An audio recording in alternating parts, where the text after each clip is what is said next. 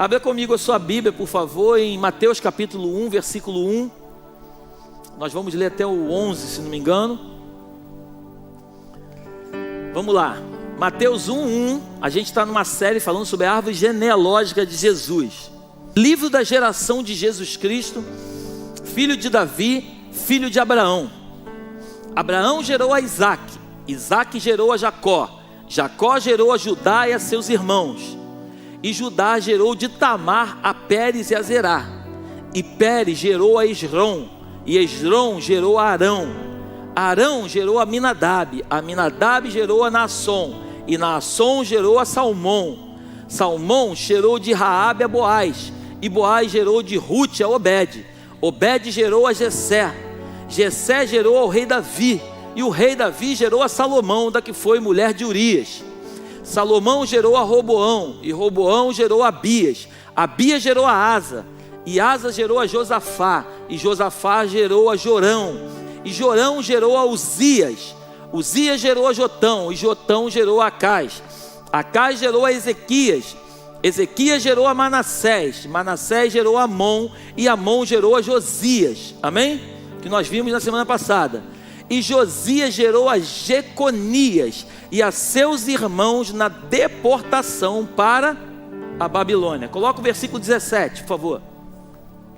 De sorte que todas as gerações, desde Abraão até Davi, são 14 gerações. E desde Davi até a deportação para a Babilônia, 14 gerações. E desde a deportação para a Babilônia até Cristo, 14 gerações. Então nós vimos as primeiras 14, amém?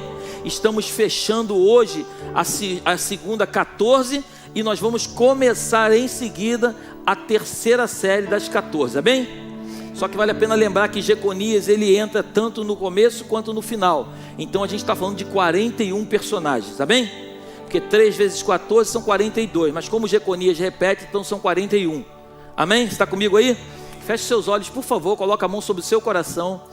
Pai, graças te damos nesta noite. Exaltado seja o teu nome no nosso meio. Pai, como eu disse para a tua igreja, eu, através do meu conhecimento, dos meus estudos, eu tenho convicção de que eu não tenho nada para oferecer nesta noite. Mas por causa da tua infinita misericórdia, do teu amor que me cerca, eu acredito firmemente que o Senhor vai me envolver com laços de amor e vai usar os meus lábios de uma forma onde eu mesmo não vou entender nada, mas a tua palavra fluirá deste altar de uma forma tão poderosa, onde os teus filhos sairão daqui completamente diferente de como eles entraram. Me usa como instrumento teu, me esconde atrás da tua cruz e derrama o teu sangue que foi vertido naquela cruz sobre a minha vida. Essa é a minha oração, em nome de Jesus, amém e amém. Então o melhor aplauso você pode dar ao Senhor, amém?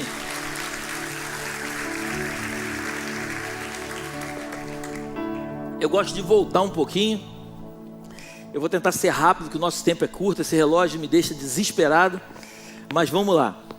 Vale a pena lembrarmos que o reino de Israel, ele era um reino único, amém?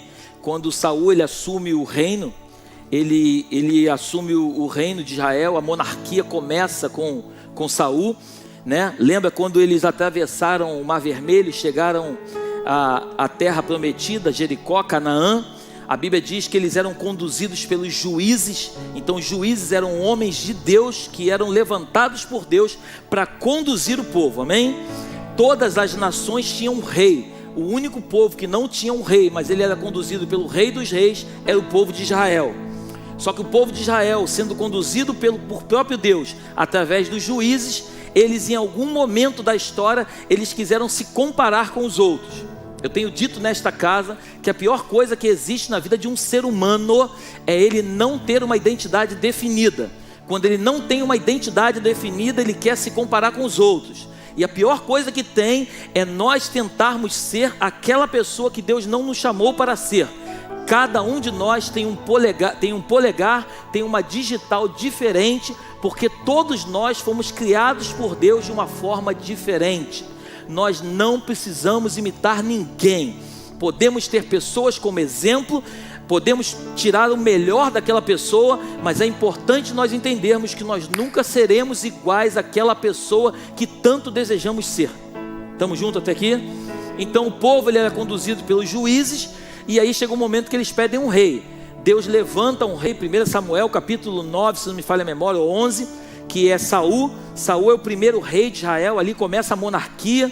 Você conhece a história. Saul começa bem, ele começa profetizando, ele fala no meio dos profetas, o Espírito de Deus se apodera dele quando ele é ungido rei. Ele começa super bem, mas no meio do caminho, ele logo no primeiro momento, ele já perde o reinado dele. Se você estudar com calma, alguns historiadores falam 38, outros falam 40, mas Saul ficou 40 anos no trono, já não sendo mais aprovado por Deus desde o primeiro ano. Então Saul ele já começa bem, mas ele logo em seguida ele perde a unção, mas ele continua sob o trono. E eu quero aqui abrir um parênteses para você. Nem tudo aquilo que está funcionando tem aprovação de Deus. Às vezes a gente olha para pessoas que estão funcionando, mas que Deus não está aprovando. Amém? Depois de Saul vem um homem chamado Davi. Você conhece a história? Davi foi o maior rei de Israel. Quando você vai para Jerusalém, você vai ver as pessoas falando de Davi. Davi foi o maior rei da história de Israel. E aí Davi ele tem um filho, você leu comigo, com a mulher que era mulher de Urias, porque Davi, aquela mulher não era dele, ele tomou a mulher de outro. Deus chega ao ponto de dizer para ele o seguinte: cara, por que tu fez isso? Tu me pedisse, já não bastasse tudo que eu tinha te dado, mas se você me pedisse mais coisas eu te daria também. Você não precisava fazer o que você fez. Às vezes, ao invés de nós pedirmos a Deus aquilo que nós desejamos, nós queremos tomar do outro aquilo que nós nunca pertenceu a nós. Então às vezes a gente fica tentando pegar do outro aquilo que nós achamos que é bom, quando na verdade basta pedirmos para Deus, que Deus tem prazer em nos dar talvez algo até melhor do que aquilo que os outros têm. Amém? Então Davi ele tem uma relação com Batseba, nasce um filho, o primeiro filho morre, você sabe a história. Ele jejua pelo menino, o menino morre. Quero acelerar um pouquinho. Ele tem um filho com essa mulher chamado Salomão. Salomão ele começa o seu reinado muito bem.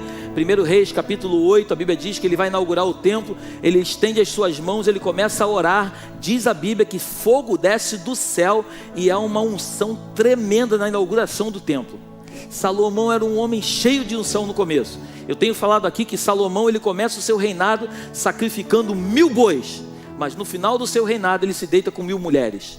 Porque o grande problema é que as pessoas estão trocando o sacrifício por prazeres. Amém? As pessoas começam muito bem, mas elas acabam trocando o sacrifício por prazeres. E um homem de Deus foi levantado para sacrificar, em primeiro lugar, a sua carne.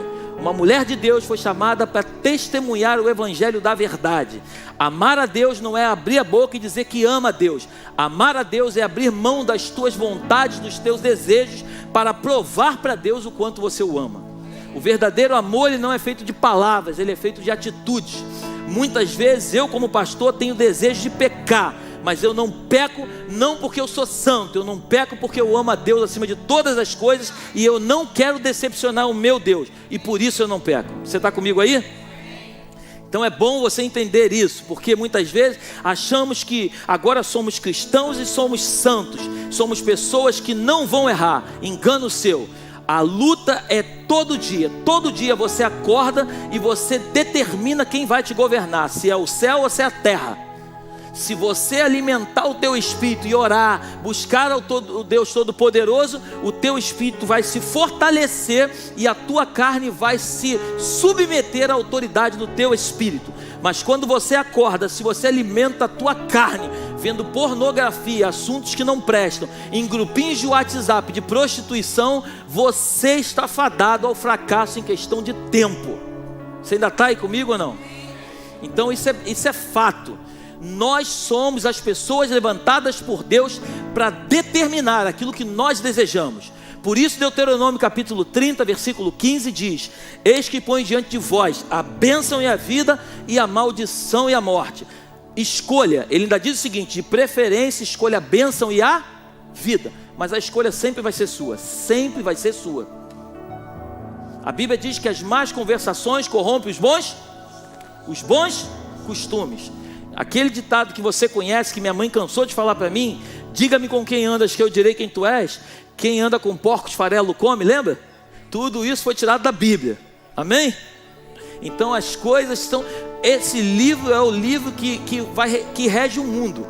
A gente só sabe que não devemos matar, não foi porque alguém contou para a gente, é porque esse livro está escrito que não se pode matar. Estamos juntos até aqui? Nasce Salomão. Salomão, ele no final do seu reino, ele começa a errar muito, ele começa a colocar uma carga tributária sobre o povo muito pesada, e Salomão, ele começa a fazer coisas que ele não deveria fazer. Deus já não se agrada mais dele, ele se deita com as mulheres, ele começa a adorar os deuses das mulheres, ele começa a fazer coisas que ele não deveria fazer, e aí fruto de Salomão vem um menino chamado Roboão. Você leu comigo? Roboão, quando ele assume o trono, ainda o reino de Israel estava todo sobre os ombros dele, mas quando ele assume o trono, a Bíblia diz que Deus levanta um homem, um profeta chamado Aias. Aias é levantado por Deus e ele fala assim: olha, a partir de agora eu estou dividindo o reino em duas partes. Você vai fazer o seguinte, você vai pegar a tua capa, Deus levanta esse profeta, ele pega uma capa nova, ele parte em 12 pedaços. Ele dá 10 pedaços para um homem chamado Jeroboão, que era funcionário, trabalhava para Salomão, pai de Roboão. Ele dá 10 pedaços para Jeroboão e dá 2 pedaços para Roboão. Quais são os pedaços de Roboão, pastor? A tribo de Judá e a tribo de Benjamim. As outras 10 tribos ficam do lado do norte, amém? Então agora o reino está dividido. Existe a tribo do sul, Judá, Jerusalém, e existe a tribo do norte, Samaria, amém? Você está comigo aí? Então a tribo é dividida e ali Roboão começa toda aquela sequência de reis que a gente vem falando. Então quando você lê na tua casa o livro de Reis, o livro de Crônicas, o cronista quando escreve, você vai ver assim: levantou o rei Manassés e fez o que era mal aos olhos do Senhor, no reinado, no 8º ano do seu reinado, no 5º ano do reinado do fulano de tal. É que você sabe que aquele rei foi levantado no ano tal desse rei aqui, amém? A Bíblia ela não é difícil, ela parece ser complicada, mas quando a gente começa a estudar a Bíblia, a gente começa a se apaixonar por ela e as coisas vão acontecendo e é como se as escamas fossem caindo dos nossos olhos. A gente vai entendendo e quando você entende o que você lê, eu não sei você, mas eu me apaixono. É a parte que eu mais amo da Bíblia, essa parte de história dos reis. Eu amo essa parte porque eu vejo claramente que os fatos continuam se cumprindo nos dias de hoje. Nós como pais temos nossos filhos. Não quer dizer que eu sou um pastor, que meu filho vai ser um homem de Deus. A forma como eu conduzir a vida dos meus filhos vai determinar quem eles serão. Mas a escolha sempre será deles. Amém? Por isso é importante você entender que o teu primeiro ministério é a tua casa. Eu sei que você tem que trabalhar, você tem que produzir, você tem que ganhar dinheiro, mas eu te peço em nome de Jesus, não adianta você ganhar o mundo e perder a sua família. A sua família é o maior patrimônio que Jesus colocou sobre a sua vida. É o teu primeiro ministério, é a tua primeira causa. Antes de ser pastor aqui, eu sou pastor na minha casa. Os meus filhos são as primeiras ovelhas que Jesus colocou sob os meus cuidados para que eu dê um destino para a vida deles. E eu não abro mão disso. Amém? Então antes de estar contigo, com todo amor e respeito, mas eu sempre vou estar com eles. Porque eu tenho convicção de que foi a maior responsabilidade que Jesus colocou sobre a minha vida. E eu queria muito que você pegasse isso no teu coração e colocasse a tua vida na tua família. Cuida da tua família, cuida dos seus, porque é responsabilidade tua. Nós homens, a Bíblia diz que nós somos sacerdotes no nosso lar. Tem muitos homens que estão assumindo o papel de mulher e tem muita mulher que está assumindo o papel de homem. E quando os valores estão invertidos, eu garanto para você que vai dar ruim em algum momento. Você ainda está comigo aí ou não? Não fica triste comigo que eu pedi ao Senhor para falar. Amém?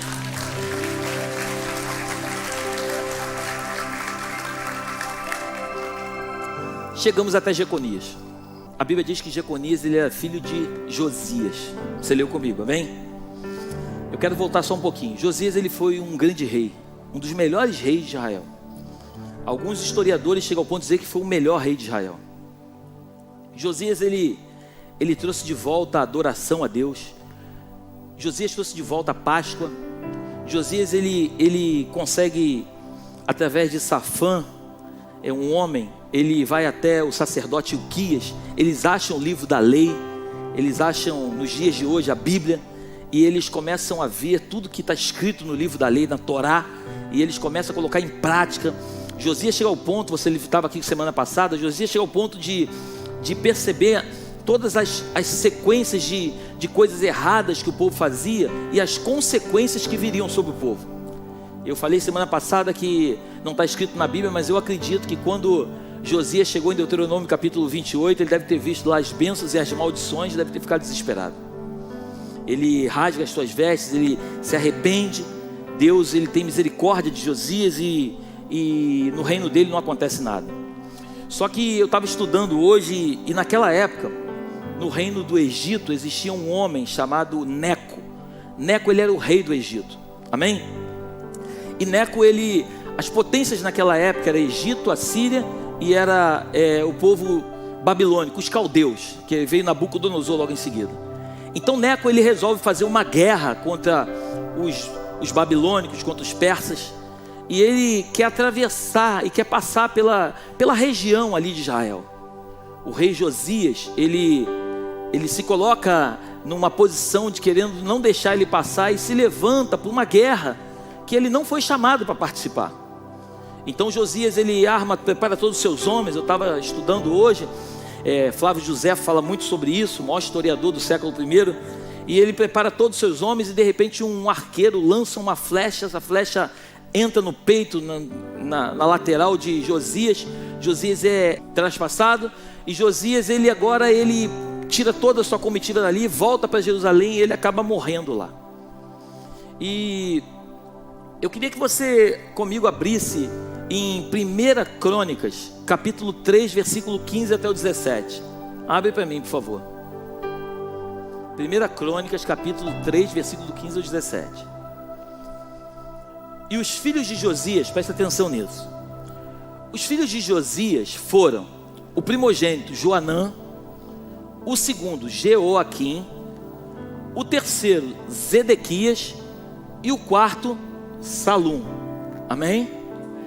Então eu vou repetir, deixa lá. O primeiro Joanã, o segundo Jeoaquim, o terceiro Zedequias e o quarto Salum. Coloca para mim Jeremias capítulo 22, versículo 11. Na versão Almeida revisada corrigida mesmo. Jeremias 22, 11.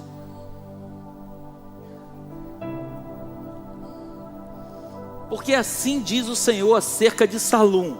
Salum era o quarto filho. Amém? Estamos juntos até aqui? Quarto filho? Porque assim diz o Senhor acerca de Salum, filho de Josias, rei de Judá, que reinou em lugar de Josias seu pai, e que saiu deste lugar, nunca lhe tornará mais. Coloca a versão NTLH. O mesmo versículo, o que diz? Pois o que o Senhor Deus diz a respeito de Joacás. Primeiro a gente leu numa versão que era Salum, amém? Agora na outra versão a gente lê que é Joacás, filho de Josias, que ficou no lugar de seu pai. Então a gente entende que, volta lá para a 1 Crônicas capítulo 3, versículo 15. Então a gente entende que Salum e Joacás é a mesma pessoa. Estamos juntos até aqui? Amém? Estamos juntos. Então, 1 Crônicas, foi para o quarto filho, Joanã, Joaquim, Zedequias. Não, bota a versão Arca aí. Os filhos de Josias, Joanã, segundo Joaquim, terceiro Zedequias e o quarto Salum. Então o quarto filho a gente entende que é Salum e é o mesmo Joacás, amém? Coloca para mim 2 Reis capítulo 23, versículo 29. 2 Reis 23, 29. Nos seus dias subiu o faraó Neco, rei do Egito, contra o rei da Síria, o rio Eufrates. E o rei Josias lhe foi ao encontro, e vendo ele, o matou em Megido. Lembra que eu falei que ele entrou numa guerra que não era dele? Capítulo 30, versículo 30. Os seus servos o levaram morto de Megido e o trouxeram a Jerusalém, e o sepultaram na sua sepultura. E o povo da terra tomou o quê? Joacás. Joacás era qual filho? Era qual filho? Era o quarto filho, igual Salum, o quarto filho, amém? Então agora o reino que era de Josias, agora quem substitui de imediato Josias não é o primogênito, é o quarto filho. Então o quarto filho, chamado Joacás, ele assume o reino. Estamos junto comigo aqui? Filho de Josias, e o ungiram e o fizeram rei em seu lugar de seu pai. 31. Tinha Joacás 23 anos de idade quando começou a reinar, e 3 meses reinou em Jerusalém, e era o nome da sua mãe Amutal, filha de Jeremias de Líbna. E fez o que era aos olhos do Senhor, conforme tudo o que fizeram os seus pais. Mas espera aí, Josias não era um rei bom? Quando a Bíblia fala os seus pais, não está falando literalmente do pai direto, mas sim dos antepassados. Amém? Vamos lá, 33. Porém Faraó Neco, preste atenção, eu falei para você que naquela época existia o reino do Egito, que era Faraó Neco que governava. Existia Babilônia, amém? Os caldeus, que quem governava era Nabucodonosor. Existia o Império Persa, que mais à frente a gente vai ver, está falando naquela época de Ciro, amém? E existia também o reino de Israel, que era a tribo de Judá e a tribo do norte, amém? Então, porém Faraó Neco mandou prender em Ribla. Prender quem? Prender Joacás, que era o 4º filho, que agora assumiu o lugar de Josias, em Ribla, em terra de Ramate, para que não reinasse em Jerusalém. E a terra impôs a pena de 100 talentos de prata e 1 talento de ouro. 34. Também Faraó Neco estabeleceu rei a Eliaquim. Então vamos lá. Eliaquim era o segundo filho, amém? Amém? Era o segundo filho. Então agora a gente vê o seguinte: o 4º filho assume o trono, mas o rei Neco vai e tira ele com 3 meses e 10 dias de trono, tira ele e leva ele lá para o Egito, e coloca um novo rei, que era o seu irmão, para assumir o trono, que era Eliaquim, amém?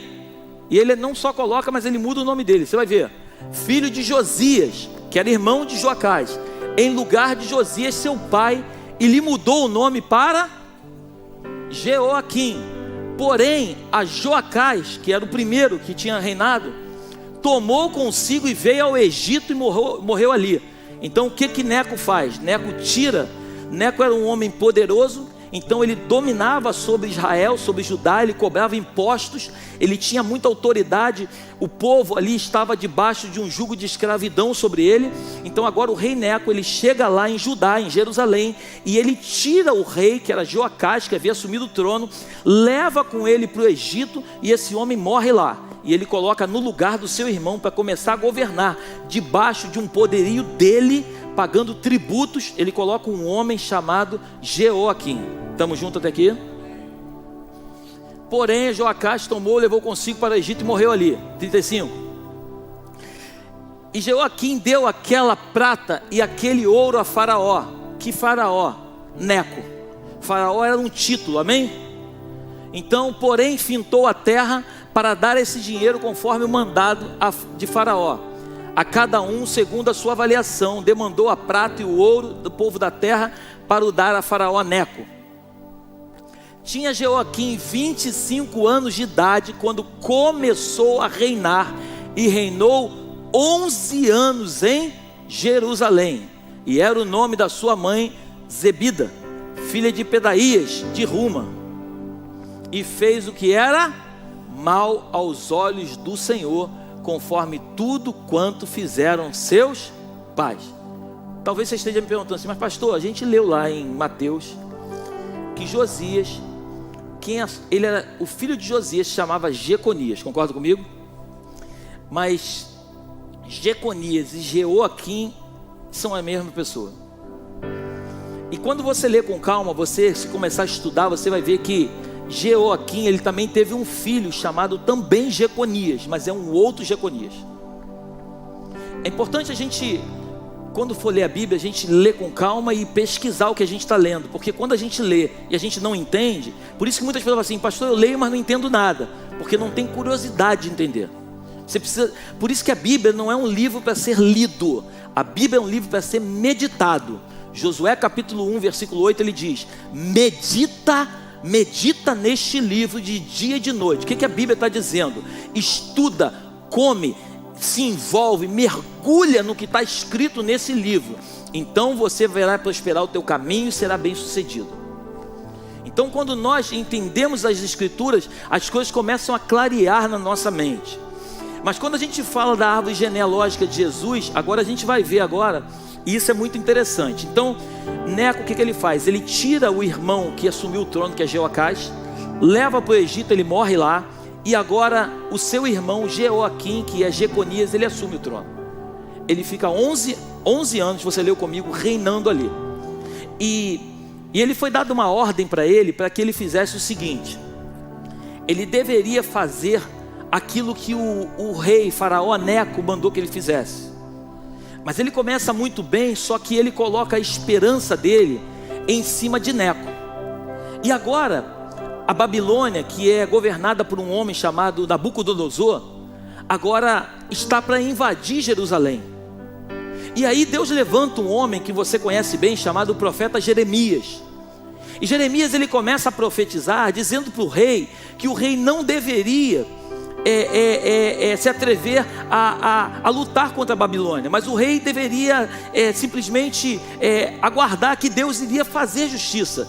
No final ele chega ao ponto de dizer o seguinte: ô meu rei, você vai ter que se render a ele, porque esse é o propósito de Deus. Deus estava colocando aquela terra sob um jugo de escravidão. E talvez você me pergunte: mas pastor, por que Deus estava colocando aquilo? Porque você leu comigo que o rei fez aquilo que era mal aos olhos do Senhor. Todas as vezes que nós fazemos algo que é mal aos olhos do Senhor, eu vejo muitas vezes o povo de Deus dizendo: não, é o diabo, é o diabo, é o diabo, é o diabo. Mas vale a pena nós lembrarmos que muitas vezes a Bíblia diz que Deus pegou o seu povo, e entregou nas mãos do inimigo. Não foi o diabo. E por que Deus entrega um povo dele nas mãos do inimigo? Porque quando esse povo ele não entende aquilo que Deus está fazendo, precisa vir um senso de justiça sobre o povo, para que o povo acorde. Entenda bem, Deus não é um Deus que castiga, mas a Bíblia diz que Ele açoita e corrige somente aqueles a quem Ele ama. Então muitas vezes Deus te permite que nós entremos em situações, e grava isso no seu coração, não é um castigo, mas Deus muitas vezes nos coloca numa situação para que nós possamos entender. Porque se tem uma coisa, a única coisa que vai nos fazer voltar novamente para o lugar da onde nós nunca deveríamos ter saído, chama-se arrependimento. Por isso que João Batista, quando ele prega, a única mensagem daquele homem era: arrependei-vos, porque é chegado o reino dos céus. Só existe uma forma de ter transformação, é arrependimento. Quem não se arrepende do que fez, não é transformado. Por isso você vê pessoas 30 anos na igreja, elas até têm remorso do que fizeram, mas não tiveram um arrependimento genuíno. E quando não se tem arrependimento, não se tem conversão. Quando não se tem arrependimento, não tem derramamento de bênção. Porque Deus ele só vai contra, ou melhor, a favor daquilo que Ele mesmo estabeleceu. Ele não vai contra aquilo que Ele não quer. Amém? Então, se nós não nos arrependermos, e o que Deus estava dando de oportunidade para aquele rei é o seguinte: ei meu rei, se arrepende do que você fez, cara. Naquela época o arrependimento, o motivo de arrependimento era rasgar as vestes. Só que a tua Bíblia, igual a minha, diz que nos dias de hoje não é mais rasgar as vestes, mas é rasgar o coração. Não adianta rasgar a roupa se o coração continuar endurecido. Por isso que a palavra de Deus, no livro do profeta Ezequiel, capítulo 36, versículo 26, diz que Deus tiraria um coração de pedra e daria um coração de carne. Por que Ele daria um coração de carne? Para que haja um arrependimento. Porque tem pessoas que têm um coração duro e não se arrependem daquilo que fazem. Você ainda está comigo aí? Nós precisamos entender que a única coisa que Deus espera de nós é arrependimento. Deus não te julga pelas tuas falhas, mas Deus te julga pela tua forma de agir. Porque a Bíblia diz, a tua Bíblia igual a minha diz, que aquele que é nascido de Deus não vive na prática do pecado. Um homem de Deus e uma mulher de Deus não pode continuar pecando todas as vezes. Você pode até em algum momento da tua história escorregar numa casca de banana e cair, mas você não pode continuar escorregando todos os dias. Você precisa ter uma conversão genuína. Você precisa voltar à essência. Por isso que Jesus diz, João capítulo 14, versículo 6, eu sou o caminho, artigo definido. Eu sou a verdade, eu sou a vida. O que Ele está dizendo? Você pode até escorregar em algum momento, mas você precisa dar a volta e voltar para o caminho. Porque ninguém chega ao Pai, senão através de mim. Glorifica o Senhor. Coloca para mim Esther capítulo 2, versículo 6.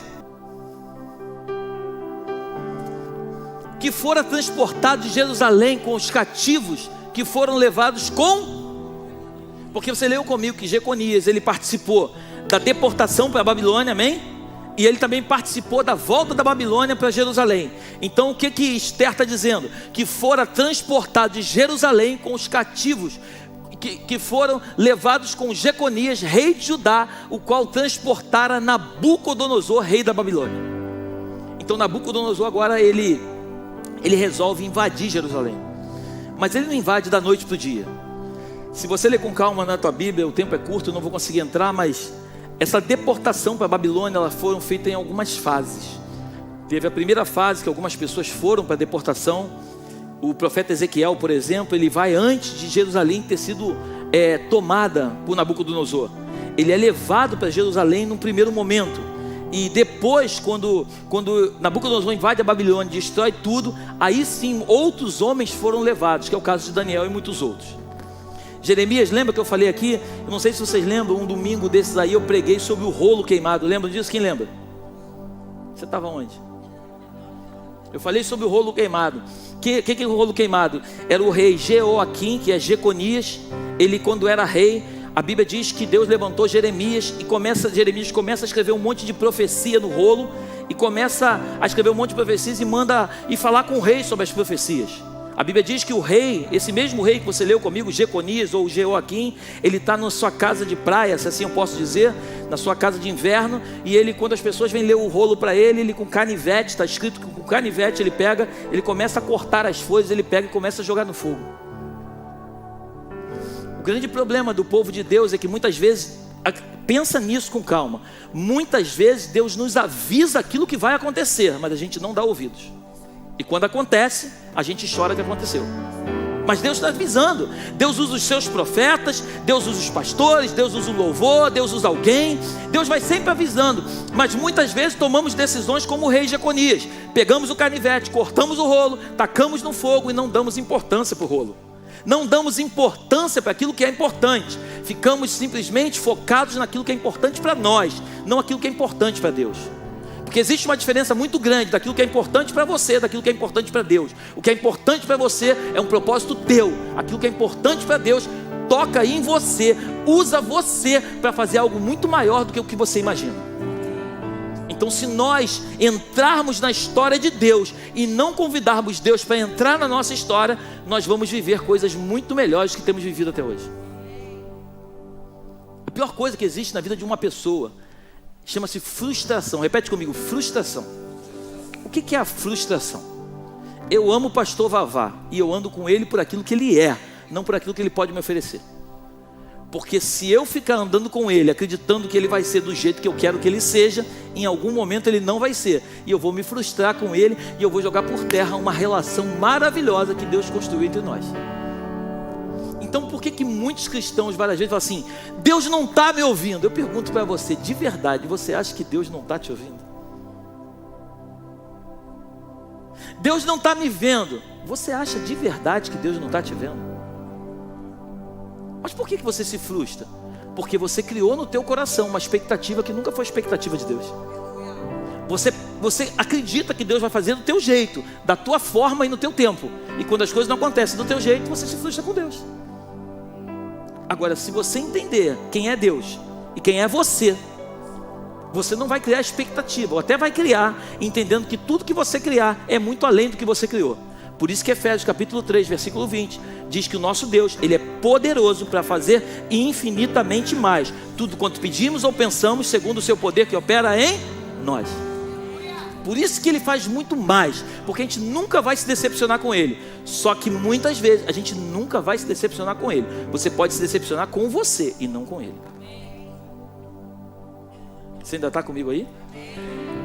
Então quando o rei ele vem tomar Jerusalém, ele vem com a sua comitiva, aí o que acontece? O rei Jeconias, ele coloca a sua esperança em Neco.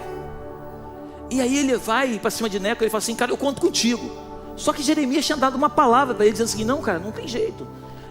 O rei ele vai invadir. Deus vai entregar você nas mãos do rei da Babilônia.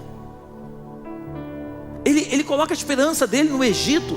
A Bíblia diz que é uma batalha muito grande. E o rei da Babilônia, Nabucodonosor, ele vence essa batalha, e agora ele vai tomar posse. Ele vai tomar posse de Jerusalém. A Bíblia diz que ele tira esse rei, chamado Jeconias ou Jeoaquim, ele mata esse rei, ele leva um povo, ele leva mais pessoas cativas para a Babilônia, mas ele não destrói ainda por completo Jerusalém. Ele leva as pessoas cativas para a Babilônia, e o que ele faz? Ele coloca logo em seguida o filho de Jeoaquim, que se chama Joaquim, que também em algumas versões se chama Jeconias. Então ele agora coloca esse homem para governar, ele mata o pai dele e coloca o filho para governar. Se você ler na tua casa com calma, você começar a estudar a Bíblia, você vai ver que esse homem ele governa por 3 meses. Por que 3 meses, pastor? Porque o rei da Babilônia, Nabucodonosor, ele para e pensa, e ele fala o seguinte: cara, eu matei o pai desse cara, eu botar esse cara no trono, esse cara não vai ser fiel a mim, em algum momento ele vai se rebelar contra a minha pessoa. A Bíblia diz que ele volta lá, ele pega essa pessoa, tira do trono e coloca o seu tio, que você leu comigo em 1 Crônicas, capítulo 3, versículo 16, 15 e 16, que chama-se Zedequias. Repete comigo, Zedequias. Zedequias agora assume o trono. Ele é irmão de Jeconias, o primeiro Jeconias que eu falei, que é Jeoaquim. Está me entendendo aí ou não? Eu sei que são muitos nomes, mas fala assim: como é que tu grava isso tudo? Não é que eu gravo isso tudo, mas eu gosto de história. Você está me entendendo? Sim ou não? Amém? Sim ou não? Sim. Então vamos lá. Então agora Zedequias ele assume o trono. Zedequias assume o trono e ele faz tudo o que tinha que fazer conforme Nabucodonosor quer. Ele paga os impostos, ele está debaixo de um jugo de escravidão, ele está fazendo tudo, mas só que em um momento da sua história ele começa a se rebelar e ele começa a querer não cumprir aquilo que Nabucodonosor quer. Então Nabucodonosor agora vem e invade Jerusalém. Estou tentando resumir. Ele invade Jerusalém, ele cerca Jerusalém, ele invade Jerusalém, ele toma posse, ele destrói tudo. A Bíblia diz que ele mata os filhos de Zedequias na frente dele, fura os seus olhos e leva ele cativo para a Babilônia. Destrói completamente a Babilônia. E agora o povo de Deus, grava isso agora eu quero entrar fundo no teu coração. O povo de Deus, o povo escolhido por Deus, agora sai do lugar onde Deus escolheu e leva o povo cativo, todo algemado, para morar numa nação, numa terra que não é a dele. Junto com esses homens está Daniel, Sadraque, Mesaque e Abednego. Eles vão morar numa outra cultura, numa outra nação, numa outra terra, algo completamente diferente do que eles estavam acostumados aqui. E assim tem continuado todos os dias, dia após dia, acontecendo na terra. Homens e mulheres levantados por Deus para serem príncipes e princesas de Deus, mas estão sendo amordaçados, estão sendo cegados, estão sendo completamente destruídos, estão sendo algemados e estão sendo levados para dentro de um cativeiro, onde eles não entendem o que está acontecendo com eles. Eles estão sendo levados para dentro de um cativeiro, mas eles não entendem, porque lá, afinal de contas, na Babilônia tem comida, tem bebida, tem adoração, pode fazer culto, pode fazer tudo na Babilônia, só não pode sacrifício. Você está aí comigo ou não? O problema é que o povo de Deus continua vivendo isso. Pode vir para a igreja, domingo é dia do Senhor, eu venho para a igreja. Mas por que você vai para a igreja? Não, porque tem que ir para a igreja. Domingo eu tenho que ir para a igreja, porque eu faço a bobagem a semana inteira, domingo eu tenho que me consertar. Na verdade você está vindo para a igreja algemado, com os olhos furados, com os ouvidos surdos, sem entender nada, está sendo simplesmente levado para dentro de algo religioso, sem entender aquilo que está acontecendo aqui dentro. Por isso a verdadeira libertação de um homem não são nas suas mãos, não são nos seus pés, não são nos seus ouvidos e nem tampouco nesses olhos. Por isso que Jesus, quando se apresenta lá para os discípulos lá no cenáculo, ele diz assim: ei Tomé, coloca a mão aqui para ver se sou eu mesmo. Aí Tomé coloca a mão e fala assim: Tomé, deixa eu te dizer uma coisa, bem-aventurado Tomé, são aqueles que não viram e creram, porque não adianta você ver e você não acreditar. Deus me trouxe essa noite para falar contigo, para te dizer que nós precisamos aprendermos a sermos homens e mulheres segundo o coração de Deus, imperfeitos, mas de verdade, vivendo o evangelho genuíno, de amor, de intensidade, dando o nosso coração para Deus. Deus não quer nada além do teu coração, por isso que Ele diz: dai-me o teu coração. Por isso que a Bíblia diz que aonde está o nosso coração, aí está o nosso. Porque tudo que você ama, na verdade, está no teu coração. Por isso que muitos homens continuam trocando o Deus verdadeiro por um Deus chamado Mamon, porque eles acreditam que quando eles têm uma nota no bolso, eles conseguem alcançar aquilo que tanto desejam, quando na verdade eles não percebem que eles são cegos, estão nus e são pobres. Você ainda está comigo aí?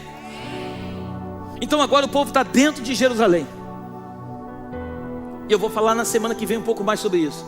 Dentro da Babilônia.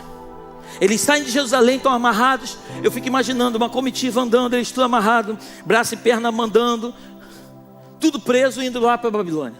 Agora eles vivem dentro da Babilônia, de uma outra cultura. Jerusalém está em ruínas, em pedaços. A Bíblia diz que Jeremias continua lá, profetizando lá para os pobres.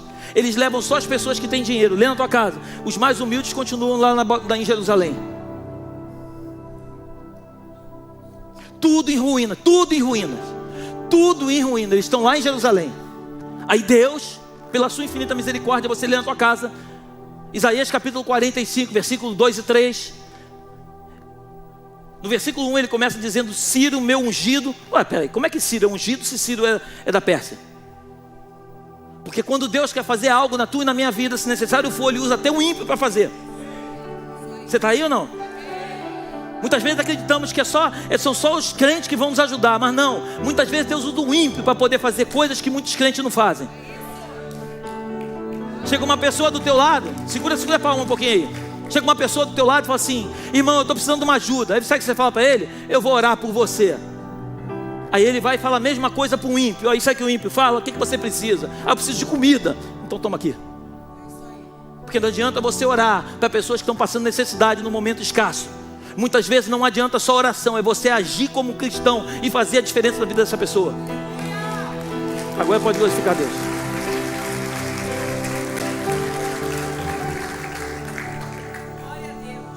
Então agora você vê o seguinte: eles estão lá na Babilônia, tudo destruído em Jerusalém. Deus usa um homem que não tem nada a ver com a cultura, que é de um outro exército. Daniel capítulo 5. Isso aí. O rei Belsazar deu um grande banquete a 1000 dos seus grandes, um banquete a 1000 dos seus grandes, e bebeu vinho na presença dos 1000. Havendo Belsazar provado o vinho, mandou trazer os utensílios de ouro e de prata que Nabucodonosor, seu pai, tinha tirado do templo que estava em Jerusalém. Então, vamos lá. Quem é Belsazar? Filho de Nabucodonosor. Estamos juntos? Então, ele está lá na Babilônia. Ele manda pegar os utensílios que o seu pai, Nabucodonosor, quando invade a Babilônia, quando invade Jerusalém, destrói todo o templo. Ele pega todos os utensílios do templo e ele leva. Olha que coisa incrível, preste atenção nisso. Ele pega algo que é santo e ele pega coisas santas e leva para o profano. E agora tem coisa santa num lugar profano. E aí ele resolve dar um banquete. Eu vou tentar resumir, que é grande o texto. Ele dá um banquete. Ele manda pegar, já está bêbado, ele pega todos os utensílios do templo e ele começa a se embriagar com os utensílios do templo. E a festa estava boa, estava tudo acontecendo, até que aparece na parede uma mão e começa a escrever uma frase. Na verdade não é uma frase, 4 palavras: Mene, Mene, Tekel, Parzim. Resumindo, aquilo significa: tu foi colocado sobre a balança e não foi achado em graça. Deus fez um julgamento do teu reino e você não foi aprovado. A Bíblia diz que aquele homem fica desesperado, porque ele estava meio embriagado, ele não entendeu nada. Ele manda chamar os sábios do palácio. Os sábios do palácio vêm e aí começam a vir e falam assim: o que é aquilo? Ninguém sabe decifrar. Mas lembra que você leu comigo que Daniel foi... Você leu não? Que eu falei para você que Daniel foi junto? Sim ou não? Daniel foi no reinado do seu pai, Nabucodonosor. Nabucodonosor viu muitas coisas naquele reino. Aí agora Belsazar, ele está lá e vê a mãe dele e fala assim: olha só, tem um cara aí que foi do reino do teu pai. Pode ser que ele consiga decifrar o que está escrito lá. Aí a Bíblia diz que ele fala assim: manda chamar. E tem uma frase que o rei Belsazar pergunta para Daniel, que eu queria muito que você prestasse atenção. Quando Daniel chega na presença dele, a primeira coisa que ele pergunta é assim: És tu o mesmo Daniel? Porque eu tenho dito nessa casa de oração, o problema não é começar, o problema é terminar. Não adianta você começar bem e no meio do caminho você mudar de rota. O que Deus está perguntando para você e para mim nessa noite é: fulano, tu és o mesmo quando conheceu Jesus? Aquela chama que queimava dentro de você, aquele desejo de ir para o quarto, ficar trancado, chorando, buscando o Senhor, ainda continua acesa dentro de você? Aquele desejo de ajudar pessoas, de mergulhar, aquilo ainda existe dentro de você? Ou você simplesmente está cumprindo uma agenda? Deus está mandando te perguntar essa noite: tu és o mesmo Antônio? És o mesmo Joaquim? És o mesmo a Maria? És a mesma Fernanda? És o mesmo que muitas vezes, porque a Bíblia diz em Mateus capítulo 6, que quando se tranca no teu quarto, aquele que te vê em secreto, ele não ouve, ele te vê em secreto. E para ver você em secreto, tem que estar dentro do quarto. Deus está perguntando hoje para mim e para você: ei, aquelas muitas vezes que eu cheguei na tua casa, eu conversei com um amigo meu que está aqui, que é o pastor Vavá. Eu estava conversando com ele e a gente tem que ser de verdade. Eu falei para ele, amigo, eu estou precisando voltar a viver coisas que eu muitas vezes vivi, cara. Eu sou pastor, cara, eu estudo a Bíblia, mas eu não tenho tido mais aqueles tempos que eu tinha com o Senhor, cara. De eu me trancar dentro da minha casa, cara, de eu ficar com ele agarrado. Eu não falar nada, eu só chorar, para ele saber tudo que está acontecendo.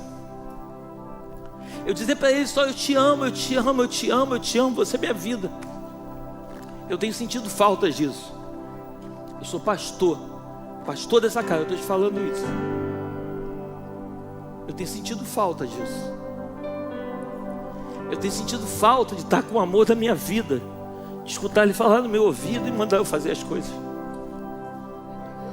Chegar nos lugares e ele fala para mim assim: filho, tá vendo aquele cara lá?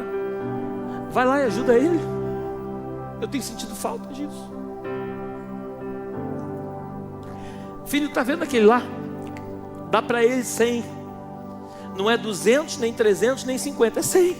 Aí eu chegar lá e dar pro cara 100. Aí o cara pegar a nota. Já falei para você uma vez. O cara olhar pro alto e falar: Deus, tu és comigo. Eu falei: cara, por que tu falou isso? Aí ele: porque eu estava precisando de 100 reais para fazer o negócio. Tu és o mesmo? Tu és o mesmo? Ainda continua queimando dentro de você aquele amor por Cristo? Ou você vem à igreja porque tu vai encontrar teus amigos? Você trabalha na escala porque você foi escalado, ou queima no teu coração servir a Deus? Você vem para oração 6 horas da manhã porque tem lanche depois e conversa com os amigos, ou teu coração queima para estar com aba? És o mesmo ainda? Aí ele pergunta: és tu mesmo Daniel? Daniel não diz que sim nem que não. Daniel decifra, tudo está escrito, e diz para ele qual vai ser a sentença. E Daniel ainda diz o seguinte: ainda hoje Deus tomará o teu reino de ti. A Bíblia diz que naquele mesmo dia o rei Ciro invade a Babilônia, mata Belsazar, e depois de matar Belsazar, olha que coisa incrível, e aqui eu quero fechar essa mensagem. Ele entra na Babilônia, ele mata o rei Belsazar, e aí depois, sabe o que Ciro faz? Ciro faz um decreto. Souza, ele faz um decreto. Ele diz o seguinte: todo judeu que quiser voltar para a Babilônia, pode voltar. Quem quiser continuar morando aqui, pode continuar. Sabe o que a tua Bíblia diz, igual a minha, no livro de Crônicas? Aproximadamente 50 mil, só 50 mil voltaram. Porque muitos se acostumam com a Babilônia. E a Babilônia não é um lugar físico. A Babilônia é um sistema. Você ainda está aí ou não? A Babilônia é um sistema. A Babilônia nos anestesia. A Babilônia, ela consome nosso ser. A Babilônia são os prazeres, luxúria. Hoje você vê homens de Deus, eu não quero fazer crítica de ninguém, mas não tem como não falar. Você vê homens de Deus que sobem no altar, foram levantados para libertar o cativo do cativeiro. Eles sobem no altar para ensinar as pessoas como prospera. A tua Bíblia não diz isso. E o povo está atrás. O povo está igual um cachorrinho indo atrás. Deixa eu te falar uma coisa: tu não precisa de dinheiro, cara. Jesus está voltando. Está vendo o que está acontecendo em Israel? A mão dele está na maçaneta já, só falta virar e entrar. E você está preocupado em ganhar dinheiro. O dinheiro é uma consequência na vida de um homem e de uma mulher que anda com Deus. Um homem, uma mulher que anda com Deus, que é um homem temente, que é uma mulher temente. Deus, a Bíblia diz que Deus se encarrega de pegar as bênçãos e de fazer com que elas corram atrás de mim e de você. Não somos nós que corremos atrás dela. E ele faz um decreto: 50 mil voltam, mas os outros continuam lá, porque lá pode fazer culto, lá pode adorar a Deus, só não pode sacrifício.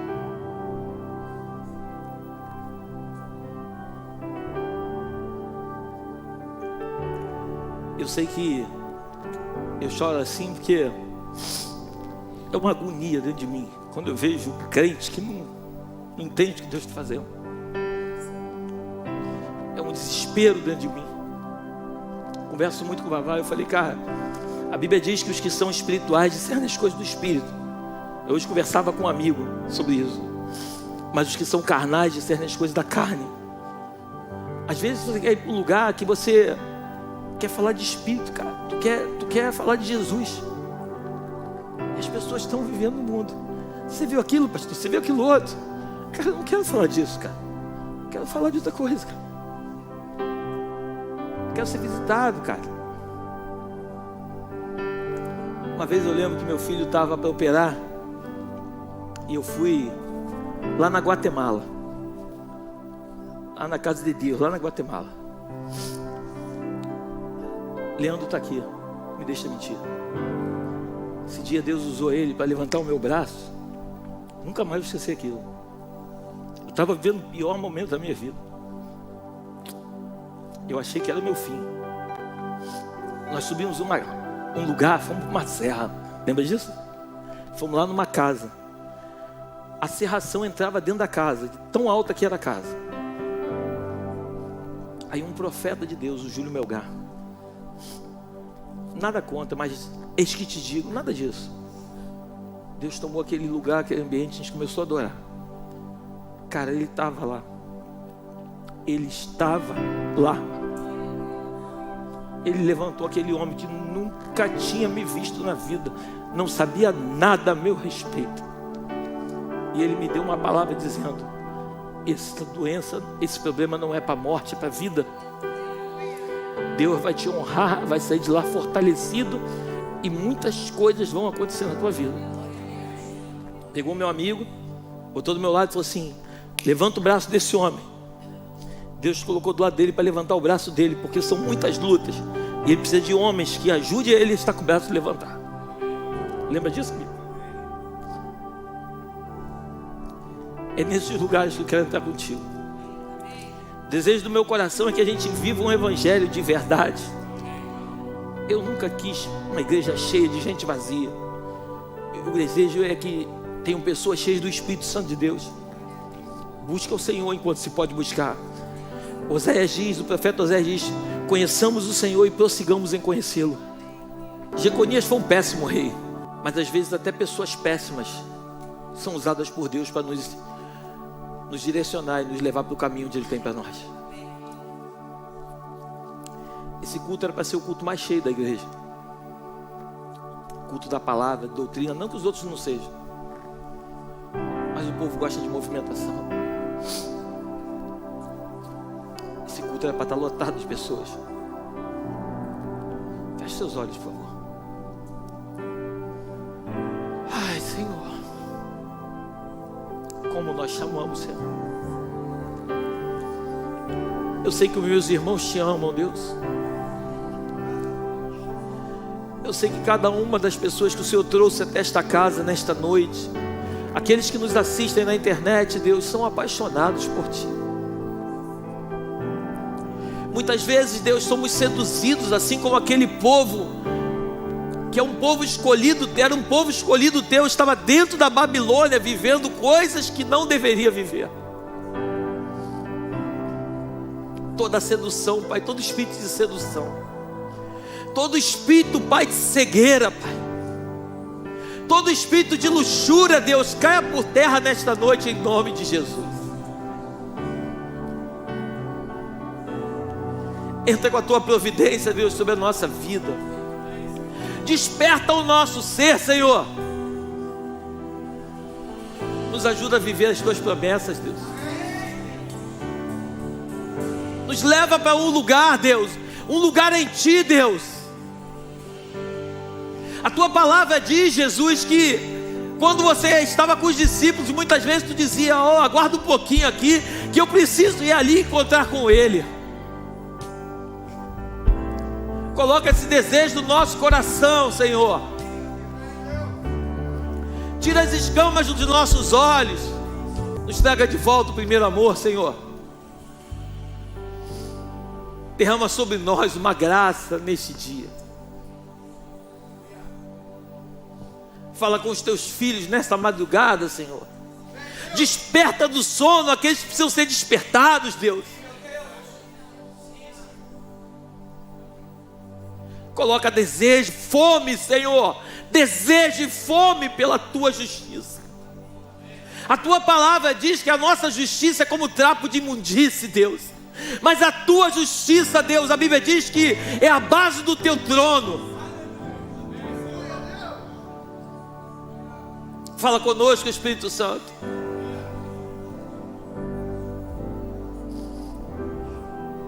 Fala conosco, Espírito Santo, e nos leva a um nível mais profundo contigo, Espírito Santo. A tua palavra, Deus, diz que o Espírito Santo, ele geme com gemidos inexprimíveis. Nos revela, Espírito Santo, coisas que os nossos olhos não conseguem ver.